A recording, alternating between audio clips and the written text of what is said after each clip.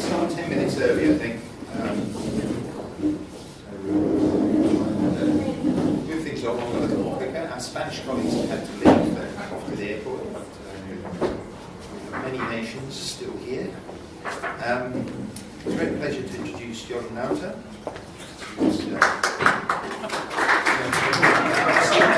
Spontaneous round of applause from some of the audience already. We pay you before and we listen to you. Well, there's no introduction, clearly. No, he's project coordinator at LCB Healthcare in the Netherlands. He's a TNO, which many of you will know. And until the end of this last year, he was an EOHPN board member. Not continuing this year, one of his colleagues is taking over the role. Joram's had a long association with the EcoQUIP project and with this particular element of innovation procurement. And I understand you're going to give us the really heavy technical part of the afternoon. So you've got the post-lunch slot. So you'll have to take it live. That's all I can say. All right. Thank you. Thank you, Jonathan, for the introduction. Some of you know me already, some others don't. I was, back in 2009, I got involved in the LCB Healthcare project in the Netherlands. And we had a long-term association already with the Erasmus Medical Centre. And the result of that association you've seen this morning already, the V mark, but and also all the bigger picture of how it came about and the amazing journey we went through. But today I will tell you a little bit more on the technical details of how we actually did it and how we made performance criteria or evaluation criteria work in the Erasmus Medical Centre, because I think that was one of the biggest challenges. If you want to have a low carbon solution, how do you deal with carbon? How do you look at carbon versus investments and versus running costs? So in the next 30 or so minutes, I will tell you about the project and more specific about how we use these evaluation criteria. Because already very soon we saw that looking at first cost was not a very good way to look into the level of carbon reductions we actually were aiming for. As Jonathan already told you, I work with TNO. TNO is an applied scientific organization in the Netherlands, and the luck I have is that I have around 3,000 other colleagues. So a lot of other deep knowledge I could get in touch with and could actually make them available in this project. Because although it may look like I'm a big carbon footprint expert, a lot of the work was done with my colleagues as well. And I will show you how that was done. Jonathan, if you start. For me, the start of the journey has always been hospital planning and design. And we know that once you take a decision in a hospital or in healthcare infrastructure, the building's going to be there for 50 years. It's going to be very expensive. And once you've chosen something, it's really hard to change. And these are the ancient rocks that are not too far away from my house. They've been there for 2,000 years. And you can't really change them anymore because they're too heavy. So once you make a choice, you want to make sure you make the good choice. The best possible choice. Yes. And we often don't fully realize the impact of all the costs that are associated with buying something. And this is something that came up in the project as well.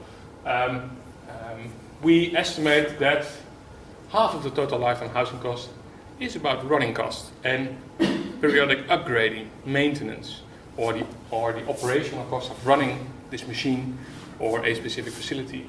And you have to take these in account. I think that's something that we really aimed for at the start of this project, because once you invest a little bit more, it might as well give you revenues a little bit later in the project. There are discussions coming about these points later in the slide.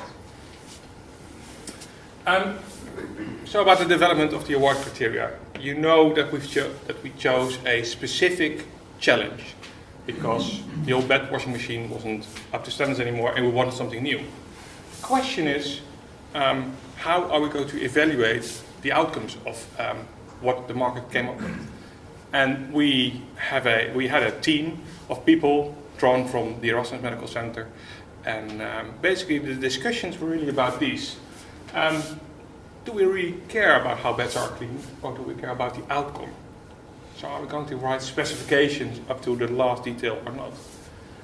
Quality is non-negotiable. We need something that we can audit. But if your challenge is 70,000 beds that need cleaning, are you going to audit every single one, or are you going to audit the process?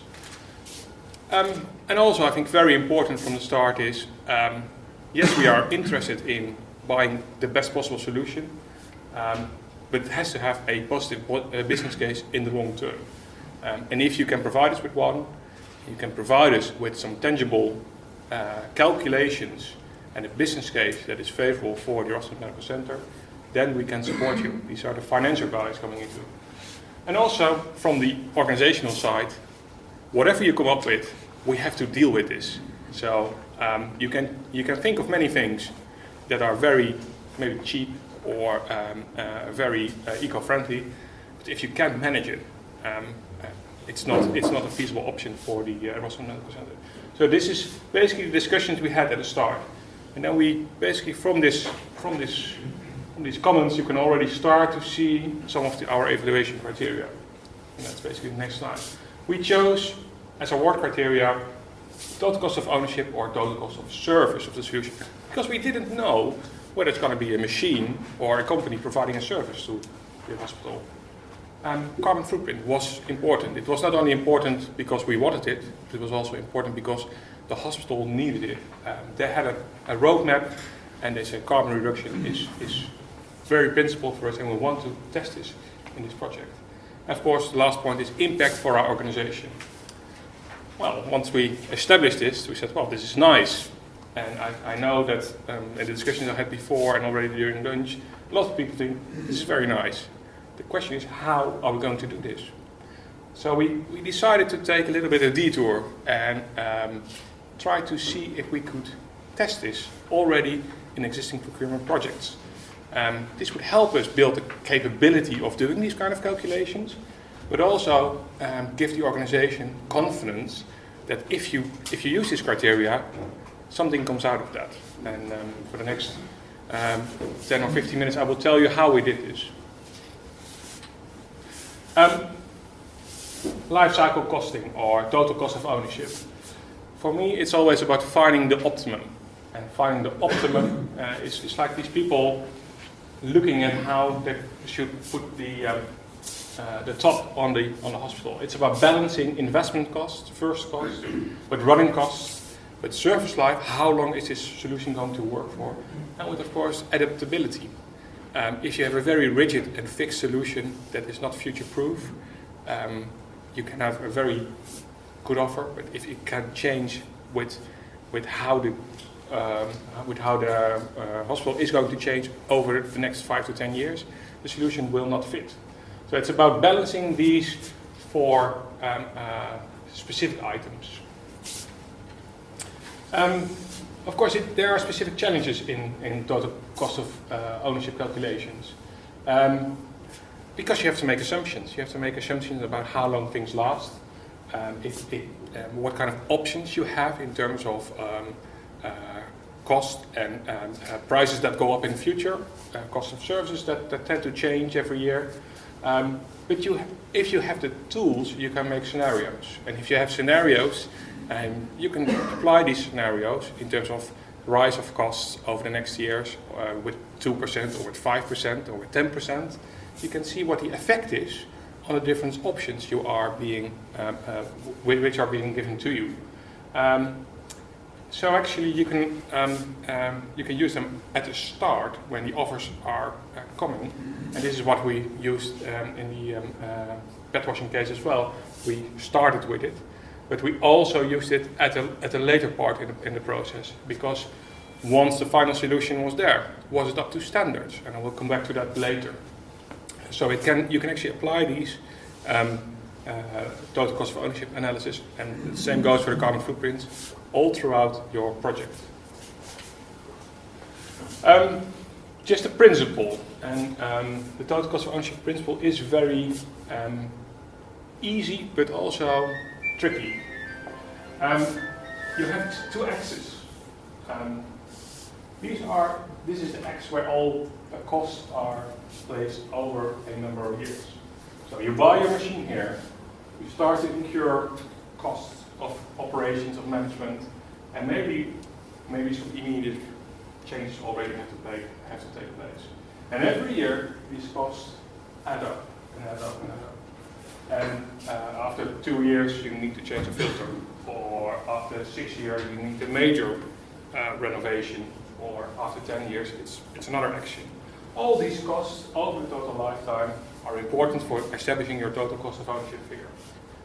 Basically, the principle of total cost of ownership is actually to make, and this is an estimated guess based on the figures that you receive about how much cost you are going to incur over the next 10 years, 15 years, and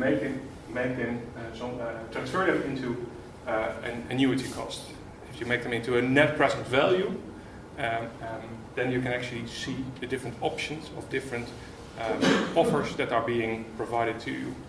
And once you start to transfer these costs that are coming to you in the next coming years, and start to transfer them into annuity costs, these are the things that you need to consider. The cost of each action, when it takes place, how often it returns, and what kind of discount value do you use, the real rate of return. This principle was key to establishing the total cost of ownership. I will give an example now, but is the principle for all of you well understood? Is there somebody who doesn't understand it? Okay, then I continue. Because this is an easy example. You have two options of product A and product B. Total cost of ownership is something about this. You have an initial investment of 9,000 euros or 10,000 euros. You have certain running costs, and you assume the product has a life cycle of 5 years. So, you already pushed me forward. I was going to ask you all which one has the lowest total cost of ownership. They didn't have a chance to read it. So it was too quick. It was too quick. Which product has the best total cost of ownership? Anybody wants to give an answer? B. Oh, very good. Very good indeed. And this is also where you can see that some of the procurement, which is based on most economical advantageous offer, tend to go wrong if you only focus on investment costs. Because this one would have won, of course, if you don't take this into account. And yes, Jonathan, if you look at it from a total cost of ownership point of view, then you see that product B has a better net present value. The price you pay today for everything over the next 5 years. And of course, we have assumed something here. This is an internal rate of return. This is how you look at risks in the future and how much you value future costs in relation to today's costs. Because if you take a very high internal rate of return, you're very uncertain about the future and you don't want that to count too much. But if you say, well, we can predict the future any way we like it, but we know very sure that this is going to be the price change of oil and the price change of many different other things, then you can have a relatively low internal rate of return. So it's also a measure to accommodate the risk you perceive as a buyer and how certain you are about prices going up. This, of course, is a very easy example, and now I'm going to tell you, we're going one step deeper. And this was the exact case study we did in the Erasmus Medical Centre, buying of an ultrasound machine. And we chose this because we knew how this ultrasound machine would have been procured. And we knew that decisions were being made on most advantageous offer. 30% overall score was awarded on lowest price. And we say, well, let's take this procurement opportunity and let's see if we can make a shadow calculation and see what happened if we would have bought this product not on 30% lowest price, but on total cost of ownership. Would that have resulted in a different offer? And so we asked them, 4 companies, please provide us with a quote. Not only for the initial price, but also include all your contracts for preventative or maintenance, spare parts, and also because we were interested in the effects of carbon footprints, how much electricity does it use? And can we verify how much it uses in practice? Well, we got 4 quotes, and the machines were brought over here to the Erasmus Medical Centre. We used some plugs to measure how much electricity they would use in a normal day, in a normal routine, and we would actually build a model based on total cost of ownership. And in the next slides, I will show you what came out of that and what kind of decisions we had to make. Well, here you can see company A to company D. Investment costs in year 1. This is how they were quoting their machine. And prices tended to vary between high in the 80,000s up to just above 120,000. And of course, this is how the real procurement started, 30% based on those prices. But we said, well, what would happen if we take all the cumulative, the costs that would be incurred over the next year, or the accumulated costs, into account? Of course, at that moment we had to make some very important decisions about, for instance, how long life cycle, how long does an ultrasound machine actually last in a setting like the Erasmus Medical Centre? Well, let's assume 10 years for this. How much hours is it used in a year, or in a week, or in a day? Because that depends, that helps you with your electricity costs as well. What's going to happen at the end of life? Are we just going to throw it away? Do we sell it off? Or do other things need to happen when at the end of the life cycle this product has become obsolete? And of course, most important, what kind of indexes for inflation in costs of electricity, or maybe also of spare parts, do we need to include in our calculations? And this really helped us to grab on the different dimensions that are involved in the total cost of ownership. And you can see already, this is how we plotted these costs. And of course, you can see that we started with company A, this one with the lowest price in year 1.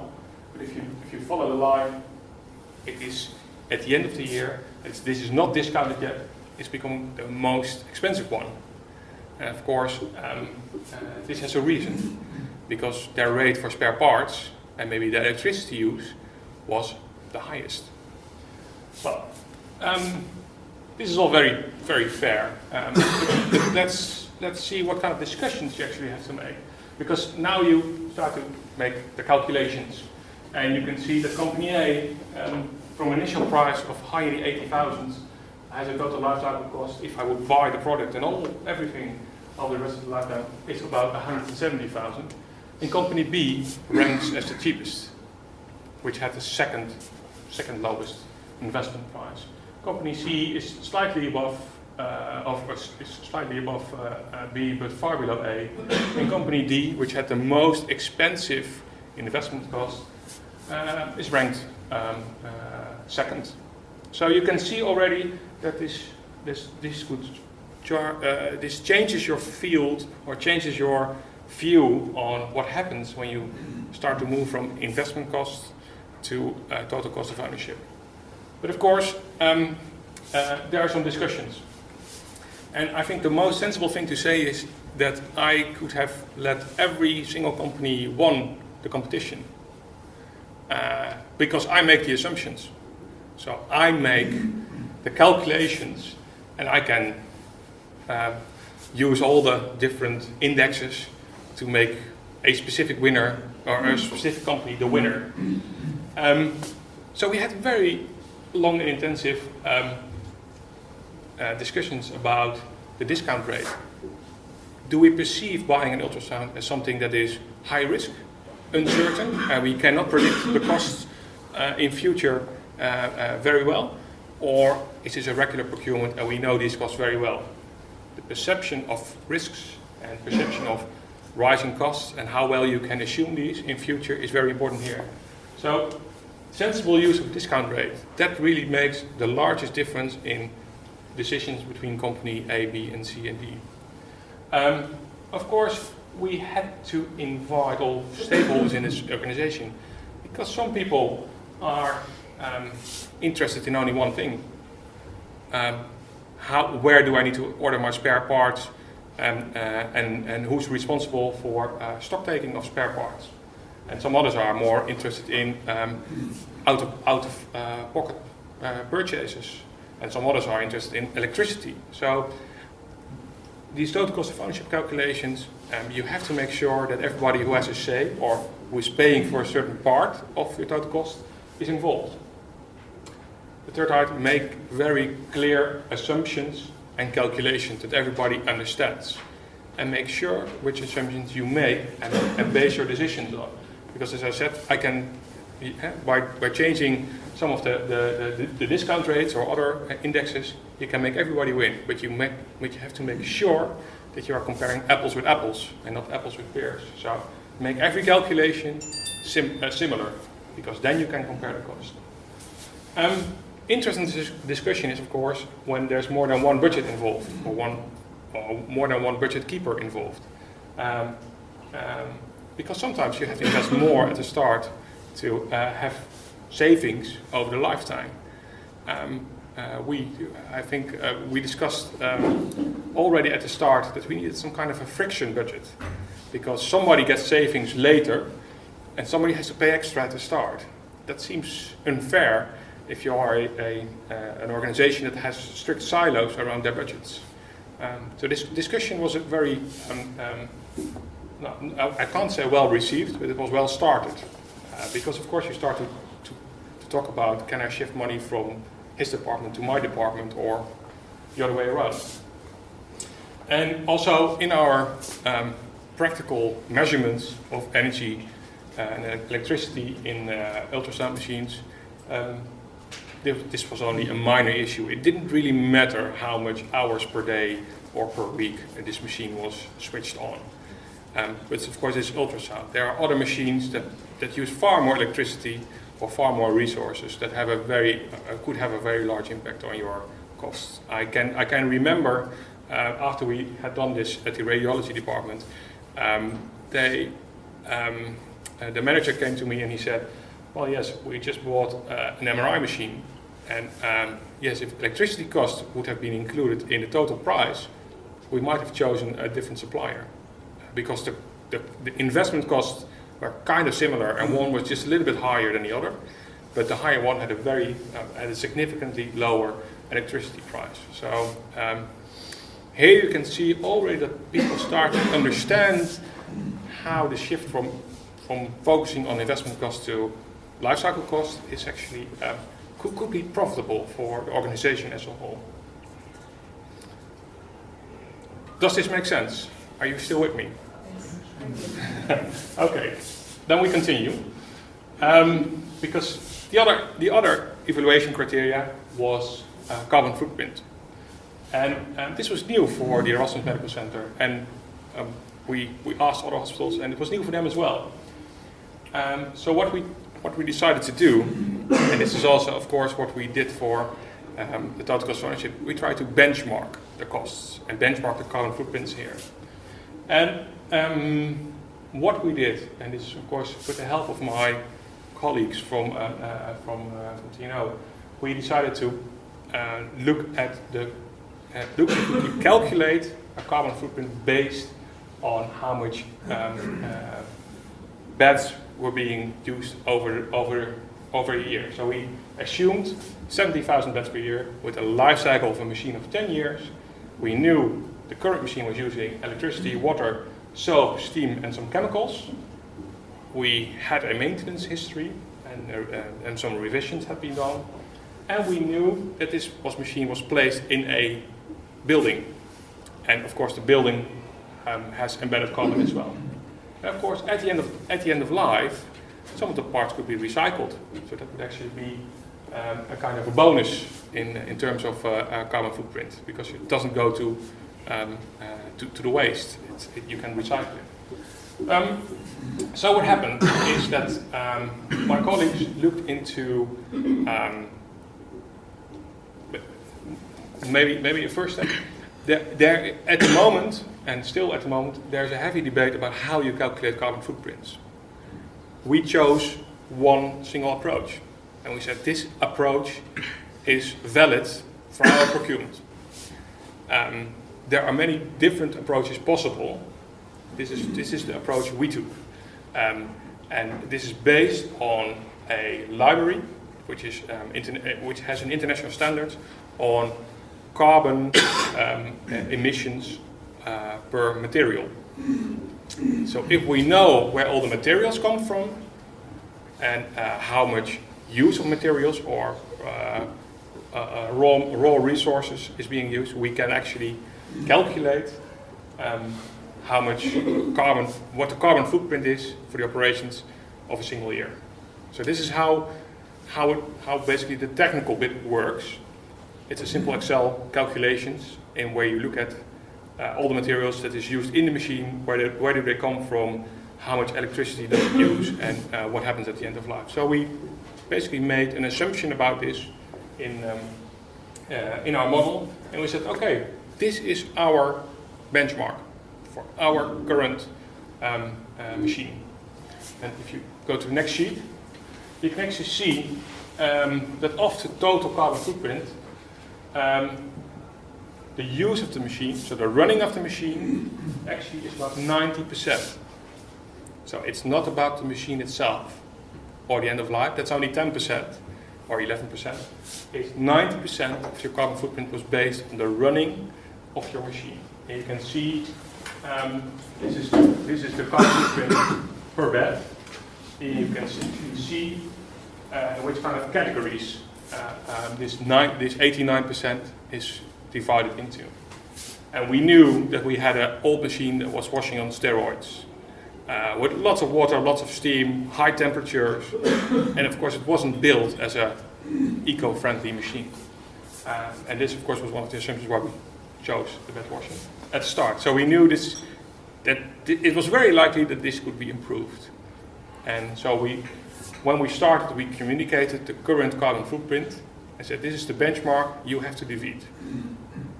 And in our market meeting, we already discussed with all the industrial partners, have you ever used carbon footprints?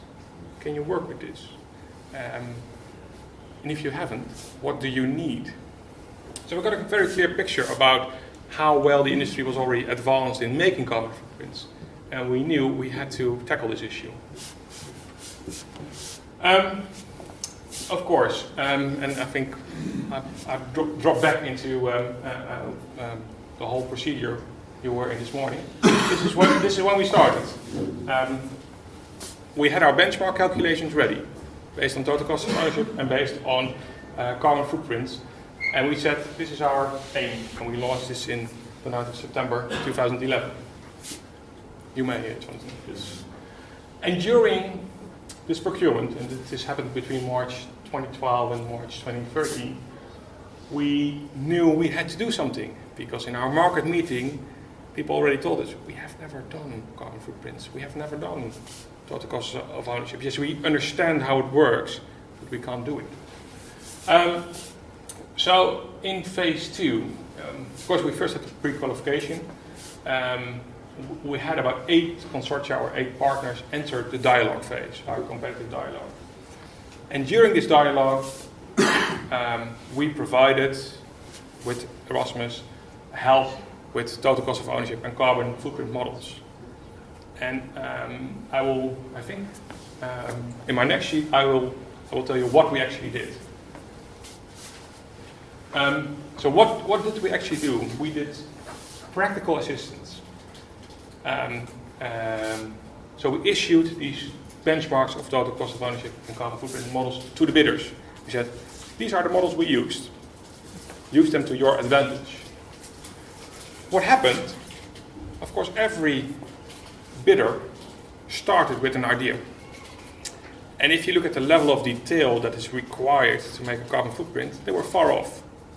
because we needed to know which materials they were going to use and what was the estimated use of water. Well, they have a rough idea, but this is exactly where these dialogue rounds are very easy for us, because we could talk to them and address all kind of issues they would have with their particular solution and with the use of our models. So what we did, because we had 3 totally different solutions, we made 3 totally different carbon footprint models. Because one would use material A, the other one would use material B, and they would have completely different carbon impacts.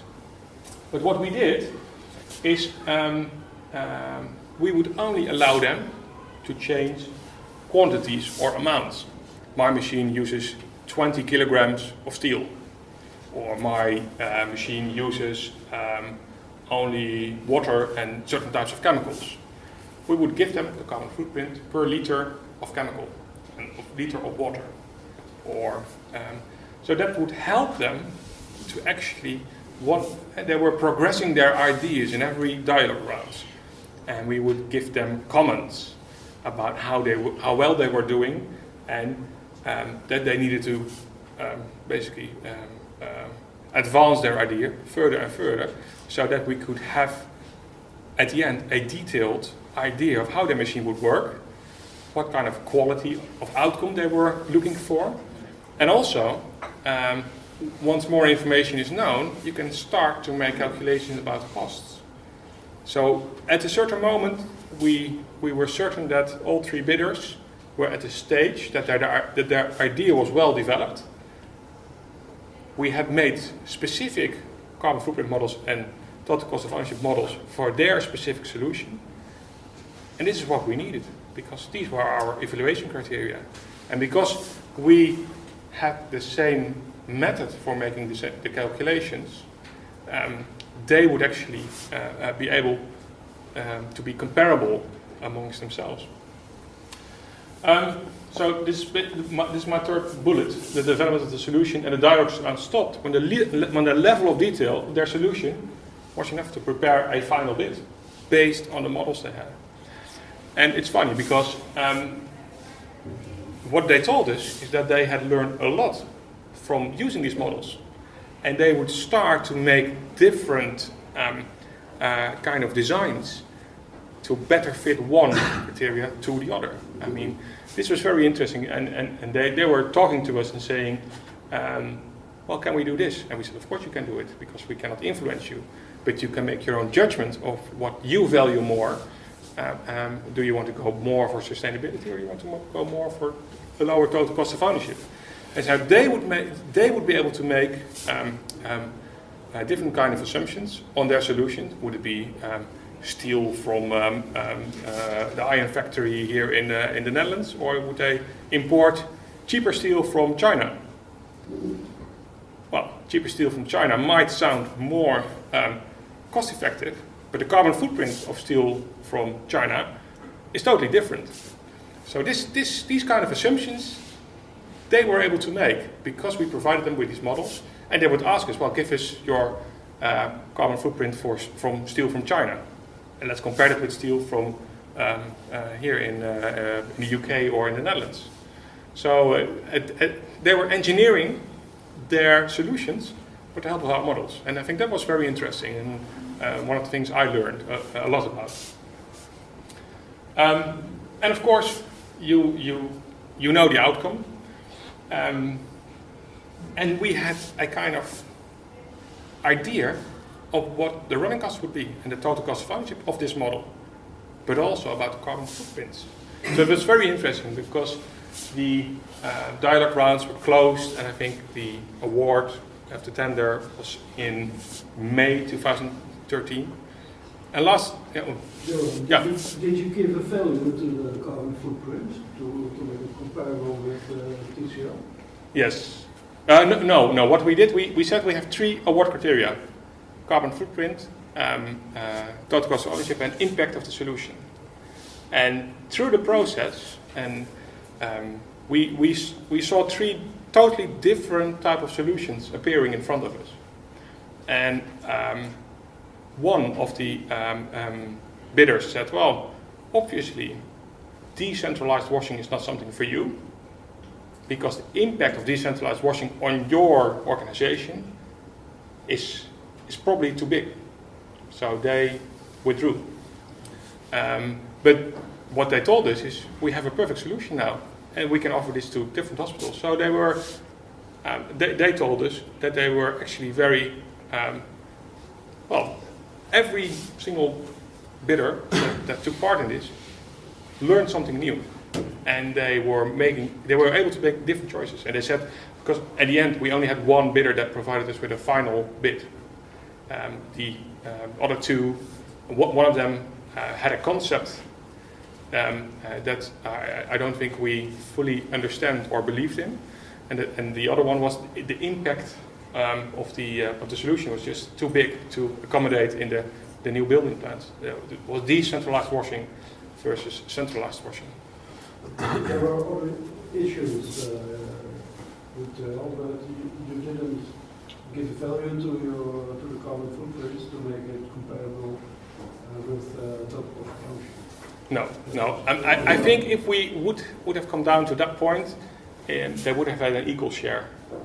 Jeroen, we didn't reach that point that we had to make a decision between what is more important for us, Total Cost of Ownership or... So, because I was thinking about, is that the question you... Yes, that was my question. Well, no. Also, you see that when the TCO is lower, the carbon footprint is lower as well. That was also one of my analysis from this project. So, if you weigh them, it's going to be even more or less. So it's just, well, actually we weighed every criteria was 33.3%.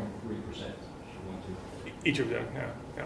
But I think the most interesting thing was the discussions we had with the individual bidders, saying steel from China or steel from the Netherlands, cheaper versus more carbon friendly.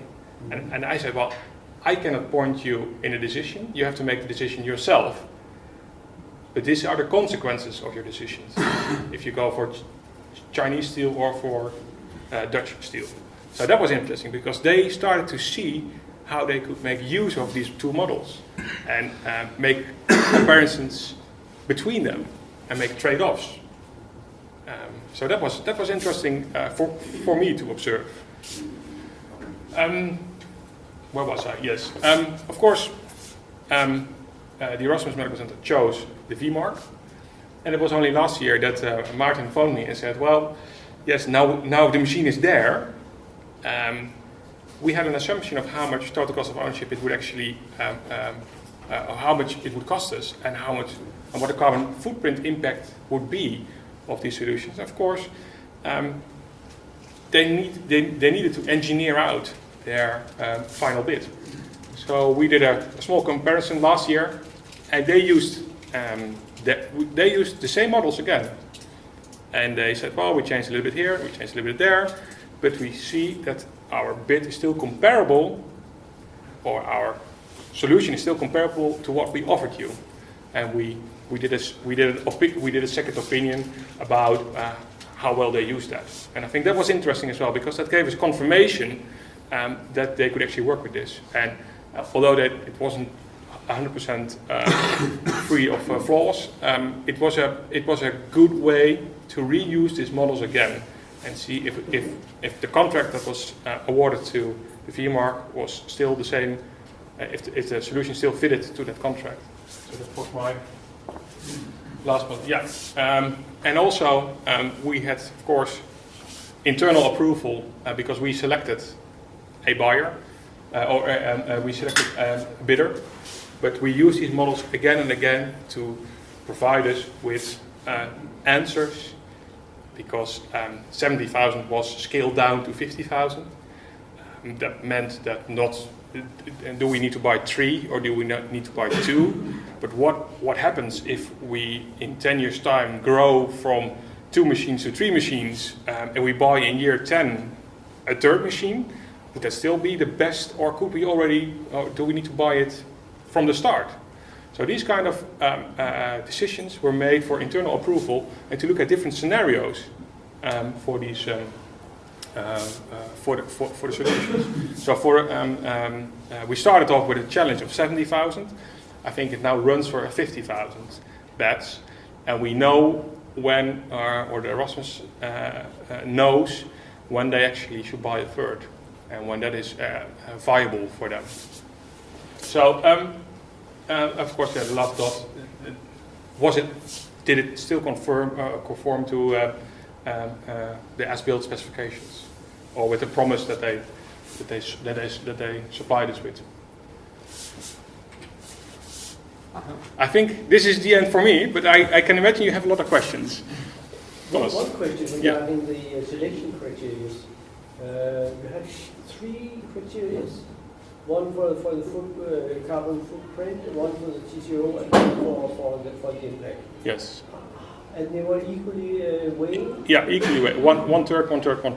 Right. How did you add the 3 together to get the final result? Well, we didn't. We invited 3 parties to provide us with a final bid. Right. But only one supplied us with a final bid. So. Okay. Also. It was a great solution. It was a great solution. If IMS hadn't appeared in this competition, what would the outcome have been? Would you have got to the end and nothing? It's a very interesting question. I think we've seen a lot during the whole process, and of course, time was essential at a certain moment because we needed a solution, and we knew that the current supplier basically kicked themselves out of the procedure very early on. They disqualified themselves at the start because they didn't understand what we were looking for. I couldn't fully answer that question. No, just this kind of occurred to me there that you went through the whole process and only one really emerged to be a viable solution. So I suppose that other things would have happened without you there. Yeah, I mean, when we started with 10, we narrowed down to 8, then we narrowed down to 3. Just a bit of a different route. And those 3 were in completely different routes. So yes, that was very interesting to see. One of them we didn't have enough confidence that they would be able to deliver a final product, so they dropped out, and it was between the other 2, and they said, well, if I look at the criteria of impact for your organization, for us it's a question whether you have enough room in your new building for a decentralized solution. We think we have a very good solution, and we believe this is a very good solution, but it may be not the best solution for you.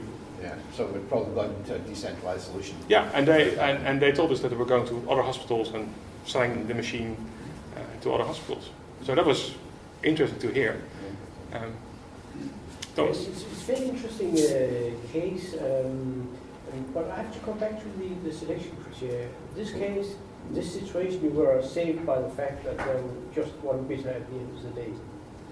But in case we should be in the same situation today or tomorrow that we have to add up these 3 criteria, what could be the possible mechanism to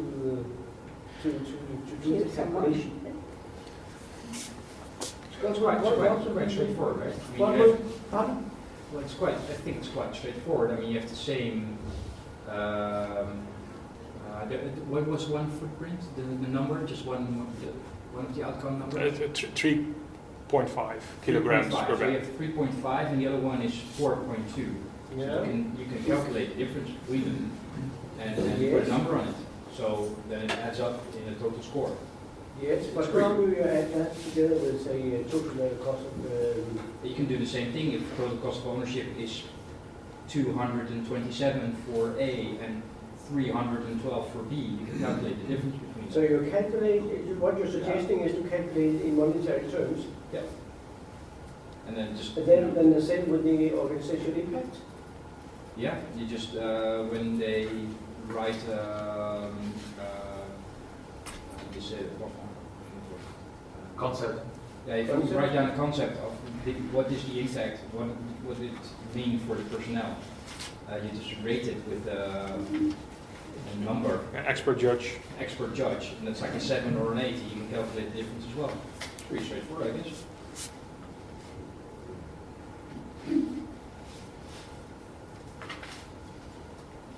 Right, okay.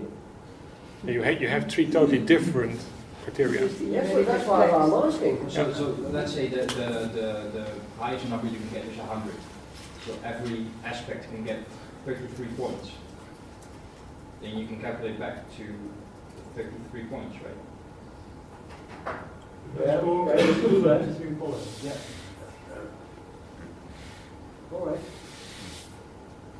You could also do it on a percentage, on Percentage. carbon, you could do it on a percentage reduction of Yeah, what's the baseline, Yeah. and for each percentage it gets a point, or some, 20 to 30. Because you have the benchmark costs or the benchmark carbon footprint, you can also compare it to the benchmark. There are, I think, 100 Yeah, there methods are of. lots of ways to So do many this. ways of doing it. We quite often get consultancy with this tender, but it will tell you what percentage of the total is for price and what percentage total is for other criteria, and it will break down. So suppose it's 30% price, 7% other criteria, and it will give you the breakdown of that other 70%. So you know which ones, which criteria are being weighted higher, and then it's done by points. I mean, it can be manipulated to a certain extent, but it gives you a way of doing it. But you have to, in that situation, you know in advance as a bidder what the weighting of each criteria is including price. And that's quite common now. And I think this came up in the competitive dialogue right at the start. Yeah, but also we've avoided percentages of the criteria, because actually the European tender law doesn't require you to prescribe a percentage. If you're not able to describe a percentage, the criteria have to be from the most valuable criteria to the less valuable criteria. You don't have to weigh them. I mean, that's a mechanism that's, I think, good practice in procurement country, but it's not necessary by law. So I think we did it on purpose. We didn't do any ratings so that we could have some sort of freedom to say, the TCO is very good, the CO2 is very bad, and the impact is very bad as well. So, that's why we will not choose for your solution, even though mathematically, that's a difficult word, it might be so that you have to provide not the best winner with the contract. So, did it make any sense? It does. I'm certainly not a procurement expert or type of person at all, and I always have a problem with this whole area actually, because I can see that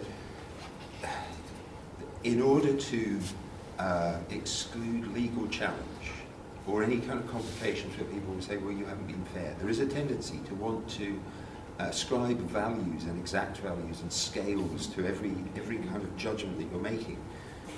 So you introduce this almost spurious kind of scientism that these things are capable of being, and when it comes down to it, at some point somebody's having to just exercise a judgment, and there's quite a lot of subjectivity in there. And, but then you come round again to the point that, well, if it's a subjective judgment, then it's open to challenge. So I don't know that clearly there are some mechanisms that allow you to steer a course, and we talked about some of those, which seem to be kind of generally accepted. There's a consensus around that this is a reasonably fair way to do it, and you'll win some and you'll lose some on that basis. But, I think we didn't get any challenges from any of the suppliers, and the comments we got is very positive in terms of how they would be able to use these kind of models for their own purpose, outside of the tender. Did you already start to calculate let's say the 5 we excluded, the hand washing solutions? No, because they didn't have a solution that was advanced enough. I mean, we try to avoid people to make costs at an early stage. So I'm just curious what would have happened if hand washing would have been allowed. interesting. Would they would have been able to use the model, right? Yes, of course. So they have carbon footprint and TCO. Yeah. But in the impact section, they would have failed. But you were lucky that there was no one complaining because you changed the criteria on the way.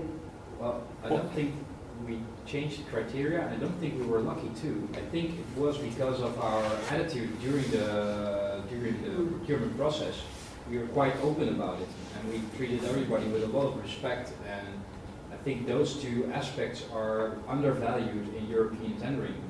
It's quite. Some European tenderers try to have a bit of a arrogant attitude, maybe. I am the procurer, so you have to do what I say. At least that's something that I see on a daily basis. No, more than that, what I experience is that you are so afraid that they accuse you to be with one part or the other. Yes. That you for example, after the competition, the open competition, you try to keep all the bidders separated. And so this is another big problem. But from what I understood this morning, I thought you said that at a certain point you introduced the criteria of non-hand washing. Yes. So this is what surprises me, because they accepted basically that you changed the name of the game as you were going. Well, we didn't change anything. We introduced something new. I mean, the competitive dialogue works two ways. So based on the information we've got, we've introduced that information to the microbiologist, and she said, well, okay, well, can you convince me that it's always the same? And that's the question we've put back into the market, to the hand washing solutions.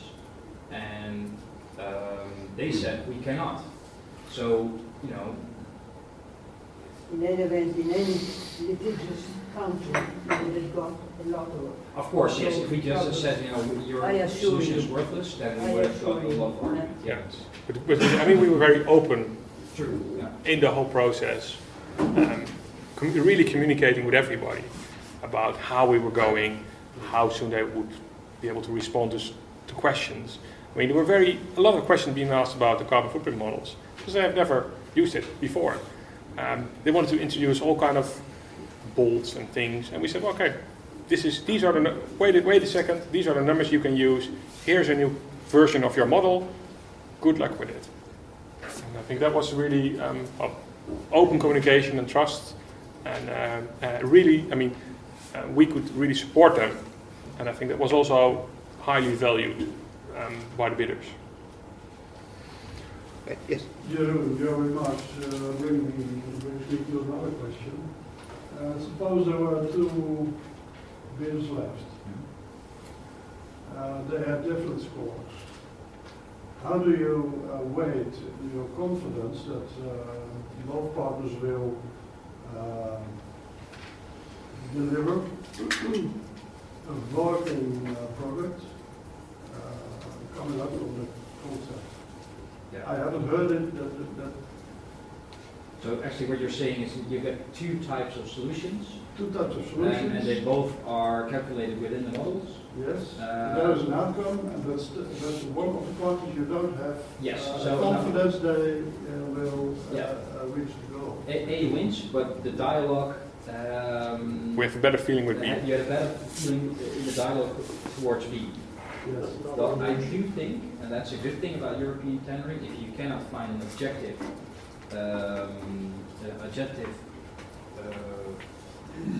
like proof that B is better, then you should give the contract to A, because you cannot do anything with B. They both have been pre-qualified. In qualifications, you ask, are you able to deliver this? We ask for professional portfolios, people who need to make an idea into a working solution. So what you say is the company you don't have confidence that they will end the process is going out early in the process. Already in the pre-qualifications, you can ask questions about how well this company is aligned with what you want to aim to achieve. So we purposely asked, how well are you in transforming an idea you have into a solution? And can you give us examples, or can you give us enough trust that you are able to actually do this? Yeah, but I do understand the question, because truth be told, I mean, when you see the different types of, it's a black and white evaluation. So you either say you are capable or you are not capable. That was the only thing that we did. We didn't evaluate on how well they were able. Are you. So you have sometimes you have a feeling to think, well, I have to supply you with this contract, but this is really, I have a bad feeling about this. The high-speed trains here in Holland is a great example. You know it's not going to work, but the procurement officer says it's a good contract. Yeah, but you kind of know it isn't. So sometimes it's difficult to give that. And what's your advice to start all over again? Well, I try to find some objective proof that it will not work. But if you cannot find it, then you have to sign the contract, just like Dutch Railways did. And then sometimes it just has to fit. It will happen. And sometimes it isn't. If you cannot objectify it, you will have to sign a contract. Or cancel the tender and start again. Sorry. Or cancel the tender and start again. Yeah, but then you have to change something significantly, or else you're doing something that's not allowed. So probably that's better than throwing Yes, but that's not something you know for sure, right? No, afterwards you can tell. Yeah. Okay, I think we need to finish up with Joram's presentation. I think we should thank him for a very full and frank and honest assessment.